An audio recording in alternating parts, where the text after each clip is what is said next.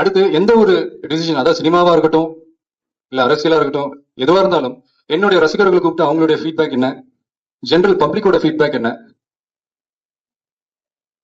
அடுத்து கடவுள் அமைச்சு கொடுத்த ஒரு கிஃப்ட்னு சொல்லலாம் என்னுடைய ரசிகர்கள், தமிழ்நாட்டுல அந்த இளைஞர்கள் கூட்டம், அவங்க எல்லாரையும் ஒரு ஒரு நல்ல பாதையில வழி நடத்தணும்ன்ற ஒரு சமூக பொறுப்பும் என் கையில இருக்கு. சோ இதெல்லாம் மனசுல வச்சுக்கிட்டு எல்லாருமா சேர்ந்து எடுக்க வேண்டிய ஒரு டிசிஷன், அது என்ன வேணா இருக்கட்டும். அதனால இப்போதைக்கு நான் எந்த முடிவும் எடுக்கல. இந்த ரீசெண்ட் டைம்ல வந்த பத்திரிகையில வந்த நியூஸ் மாதிரி யாரோடையும் சேரல. அது உங்ககிட்ட நான் தெளிவா சொல்லணுன்றதுக்காக தான்.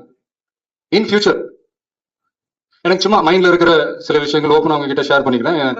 இது எப்போ நடக்கும் ஏதுலாம் எனக்கு தெரியாது, சும்மா ஒரு உங்ககிட்ட ஷேர் பண்ணிக்கணும்னு ஆசைப்படுறேன். இன் ஃபியூச்சர்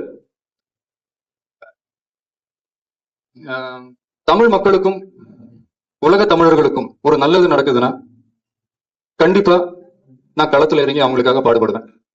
இன்னைக்கு நான் நல்லா இருக்கிறதுக்கு காரணம் அந்த தமிழர்கள் தான். இன்னைக்கு நான் சாப்பிடுற சாப்பாடு அவங்க கொடுக்கறது தான். இன் ஃபியூச்சர் எந்த ஒரு அரசு தமிழ் மக்களுக்கும் நம்ம தமிழ்நாட்டுக்கும் உலக தமிழர்களுக்கும் எந்த ஒரு அரசு நன்மை செய்யறாங்களோ அவங்களோட நானும் எனது சக்தியும் கை கோர்ப்பதை பத்தி பின்னாடி யோசிப்போம்.